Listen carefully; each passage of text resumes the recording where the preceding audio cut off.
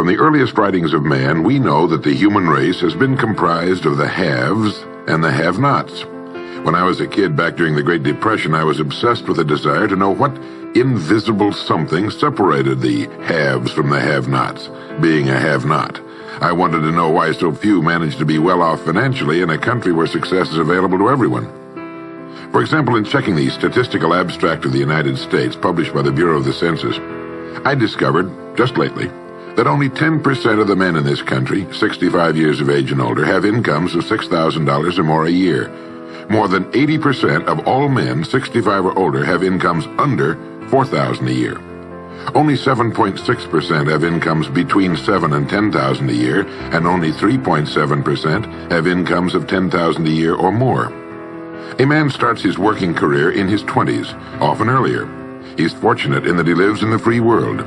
He has better than 40 years to make the grade financially in the richest country on earth. Yet, according to the statistics, only about 10 out of 100 will be financially secure by the time 65 rolls around, and only about 4 men out of 100 will be financially comfortable. Now why? Well, let me tell you how to find out for yourself. Conduct your own survey. Start down the street in your neighborhood on any Saturday or Sunday and ask the man of every house 2 questions. The first question is, what are you doing at the present time to increase your income now? That is, how much do you want to earn? And when you've evaluated the blank stare you get in response to that question, ask question number 2, which goes, how much money are you planning to be worth at age 65? Now, when the silence becomes too unnerving, thank him and move on to the next house. Ask 50 men, 100, 1,000, until you're completely convinced that the reason men don't make more money during their working lives, and the reason men aren't financially independent by the time they're 65, is simply that they seldom, if ever, do any constructive thinking on either subject. It's that simple, unfortunately. The reason it's so easy to earn far more money than the average man earns in this country is that so very few are going about it the right way. This is a race without enough contestants to bother about. The few who are really in the race can all be winners. Some will finish ahead of the others, but even the man who finishes last in this race will be financially secure. Most people, more than 90%, aren't even in the race. To prove it, ask yourself the 2 survey questions.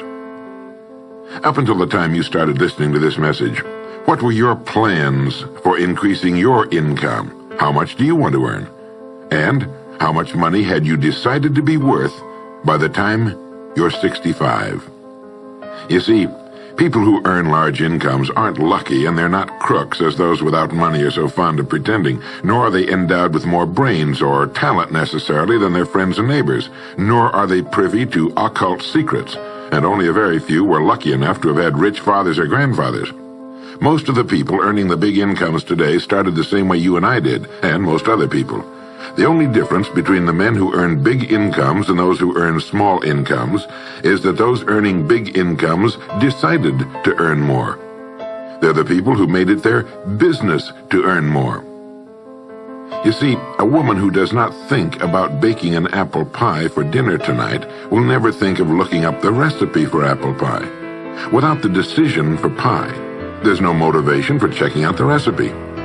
A man who does not think about driving his car to St. Louis, Missouri or Nacogdoches, Texas will never get road maps which show how to get to St. Louis or Nacogdoches. And a man who never decides to earn more money will never think of learning how, of looking up the rules for earning more money. You see, people do what they make up their minds to do. So get rid of the ancient superstition once and for all that people who earn big money are special people, or lucky, or get the breaks, or had money to begin with, or knew someone, or are smarter, or anything else. These are alibis. They can all be disproved 1,000 times.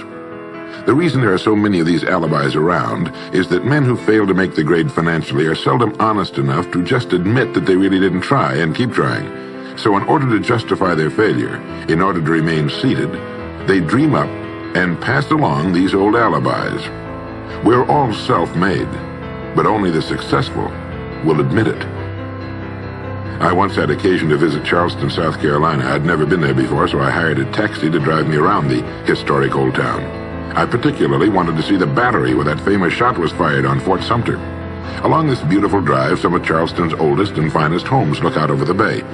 I commented to my cab driver on what lovely homes they were, and he said, yes, some of those homes have 40 rooms. And then he thought a moment and he said, and every one of them is owned by a crook. This is how the have-nots justify themselves and their lot in life. I didn't say anything because I didn't feel I was entitled to advise him or try to straighten out his thinking. This is a free country where as long as he doesn't hurt others, everyone has the unalienable right to be just as wrong as he wants to be.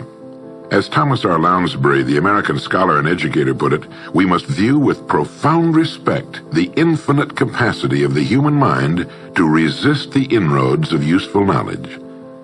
My taxi driver and men and women like him all over the world have been kidding themselves and holding themselves down and refusing the bounty and abundance of the world for centuries. Knowledge is available to everyone. We can either listen to those qualified to teach us, or we can go along with those ancient stumbling blocks we get from people who don't know any more than we do. The truth, incidentally, about those homes along that beautiful drive is that they were built by the men and women who made the largest contribution to the city of Charleston. In just a moment, I'm going to give you the formula for getting rich, but before I do, I want to remind you of something. Before a jet pilot begins his takeoff from an airport, he carefully goes over a checklist, item by item. He does this not only because it's required by law, but because he cannot afford to trust so important a job to his memory alone. He has another checklist that he goes over just as carefully before he begins his letdown at his destination. He does this without fail every time he takes off and every time he lands. Well, I think living successfully is as important as flying an airplane. And because of this, I think each of us needs a checklist too. And that's why there's one included with this cassette. We need a checklist to go over item by item before we take off in the morning and before we drop off to sleep every night. So I want to recommend that you affix the checklist to your bathroom mirror. Stare at it as you brush your teeth in the morning and stare at it again as you prepare for bed at night. Go over each item, and as you do, think of what each item represents. Now here's number one. It's the formula for getting rich. It also explains why you're in your present position, whether you're earning $6,000 a year or $16,000 or $60,000 or $600,000. It applies to every adult, whether he's employed or unemployed. It applies to the richest man and to the poorest, and every person in between. And here it is. Our rewards in life will always be in exact proportion to our contribution, our service. Now that's what the formula means as the first item on your checklist. Memorize it. Our rewards in life will always be in exact proportion to our contribution, our service. Listen to it, think about it until you know it emotionally as well as intellectually. It might give you some slight feeling of superiority to realize that there's probably not another man within a mile of where you live who knows it. You can add it as a question on your survey if you want proof of that. If you want it in another form, here it is as it applies to a man's job. It's the same thing really, the same thing applies, but you can express it differently. The money you're paid by the company you work for will always be in direct ratio to the need for what you do, your ability to do it, and the degree of difficulty involved in replacing you.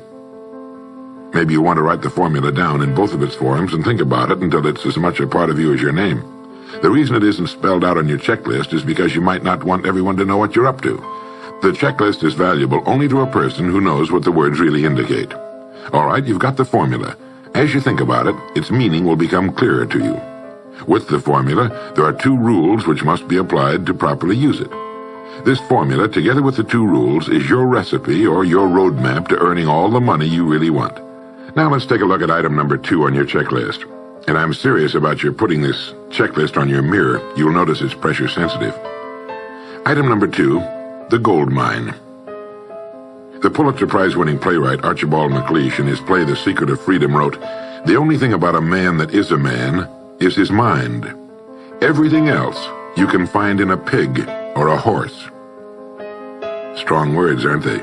But as long as you live, you'll never hear a truer statement. The key to every human being's success lies in his mind, the gold mine between his ears. One idea can make you rich. A lot of good ideas can move you steadily upward in the work you do, and ideas are free. Now just think, there's nothing now being done commercially that will not be done better, much better in the years ahead. Next year's homes and most of what's in them will be better than this year's. Next year's cars will be better. Next year's manufacturing, distributing, marketing, and selling and advertising should be better. Nothing is now being done as well as it must be done in the future, and every innovation, every new improvement will be somebody's brainchild. Now, what's your specialty? How many good ideas have you come up with during the past year? If you continue on as you have in the past, where will you be and what will you be earning, say, a year from now, 5 years from now? Every day of our lives, we walk or drive by more opportunity than we could develop in a lifetime, in 50 lifetimes. Back in the 20s, Sinclair Lewis wrote that you can kidnap a man, blindfold him, take him to any city in the country with a couple of notable exceptions, put him in a chair in the downtown area, take off his blindfold, and he could sit there a week and not be able to tell you what town he's in. The streets are all alike. The buildings are all alike. The businesses all look alike. This is still largely true today. The reason for this being that most businessmen in this country are playing a game called follow the follower. If a man goes into business, no matter what line it happens to be, the first thing he does is make certain that his place of business, outside and inside, looks exactly like every other place of business of that type in the country. Do you know why? It's because he's been playing copycat since he was a year old and does it without thinking about it. For the same reason kids dress alike in school. He wants to be one of the gang. He doesn't necessarily examine all the business establishments in his field and pattern his on the one outstanding example, the one that inspires him, the one that he can really believe in. He just does what everybody else in his business is doing, and by this simple process, he guarantees his own mediocrity. Whose drum are you marching to, if indeed you're marching to anyone's, and why?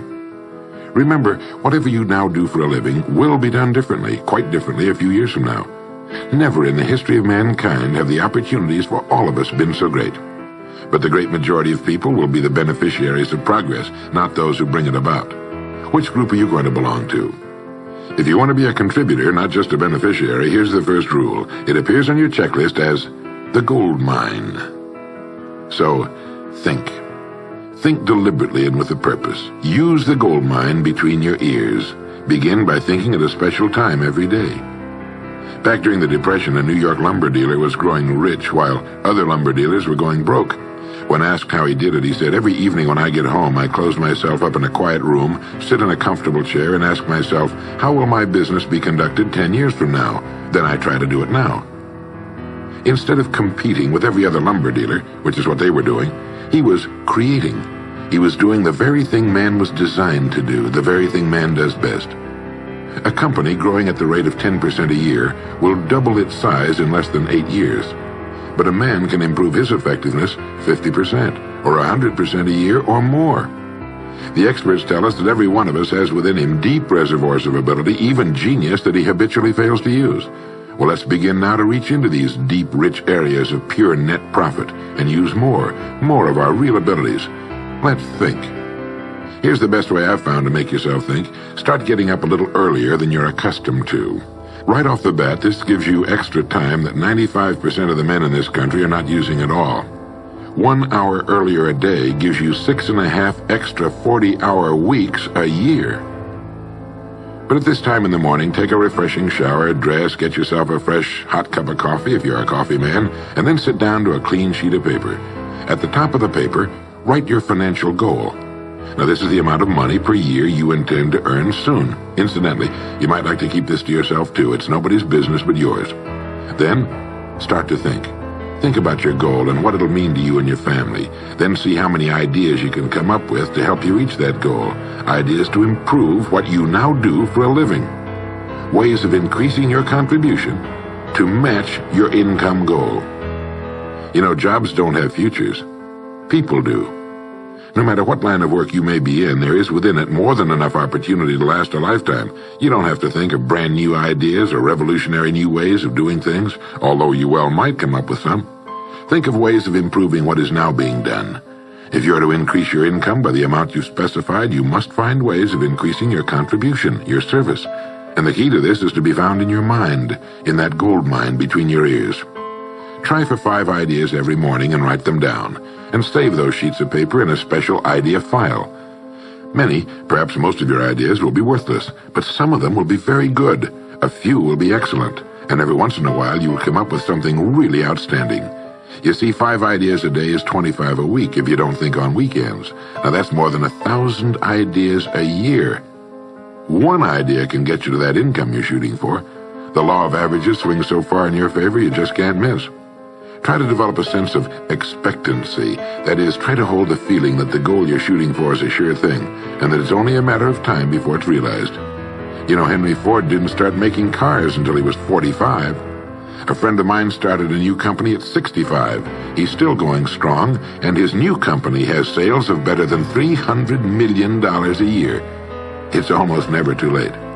Try not to think of things outside of your own line of work or whatever it is you're most interested in. To think well and profitably, you must discipline your thinking. Keep it on course, controlled, keep it in one field, specialize. Now for the final item on your checklist. It appears as the word. And the word is attitude. Attitude has been called the most important word in the language. William James put it this way. He said, "The greatest discovery of my generation is that human beings can alter their lives by altering their attitudes of mind." Now this is something to think about. Can alter their lives by altering their attitudes of mind. It's another way of saying we become what we think about. Look at it this way. Your total environment, if you've been an adult for any appreciable period of time, your total environment is a reflection of you as a person. The house and the neighborhood in which you live, the car you drive, the clothes you wear, the job you do, the people with whom you regularly associate. Your total environment is an exact and merciless mirror of you as a human being. Now, if you feel your environment can stand some improvement, you have only to improve your attitude, and your world will gradually change to reflect the changing person. Here's how to change your attitude. Beginning now, begin to act as would the person you most want to become. Now that is, if you were already in possession of the goal you're shooting for, how would you conduct yourself in all of your affairs? Well, do it now, and tomorrow, and the next day. Begin now to act the part of the person you most want to become, and you'll end by becoming that person. Subtly, in little ways, in the way you dress, in the way you talk, in the unfailing courtesy you show to every person with whom you come in contact, begin to act the part of the person who has already achieved that which you're shooting for. The German philosopher Goethe gave us the secret when he said, before you can do something, you must first be something. When you behave like the person you most want to become, the things that person would have will tend to come to you. It's simply cause and effect. Don't be in too big a hurry. It takes longer to build a skyscraper than a chicken coop. Build slowly, steadily, and well. Then when you make it, you'll keep it. You'll stay on top. Always be suspicious of the so-called get-rich-quick scheme or sudden success. Never forget that word, attitude. It's your attitude toward the people with whom you come in contact that will determine their attitudes toward you. The person with a great attitude toward life and the world is the person other people call lucky. He's not lucky. He's just using our old friend, cause and effect. His causes are excellent, and his effects have to be just as good. Well, that's it. 3 things to remember. 3 things to practice every day.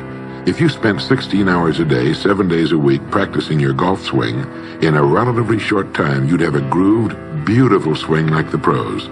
So practice your new attitude every day, every waking hour. Practice thinking a few minutes every morning, and you'll find yourself thinking all day long. And remember the formula. Our rewards in life will always be in exact proportion to our contribution, our service. Go over the ideas in this message every day until they're as much a part of you as your name and your temporary address. You'll notice that each time you listen, you'll hear something new. You'll get a new idea you failed to get before. This is Earl Nightingale, and thank you.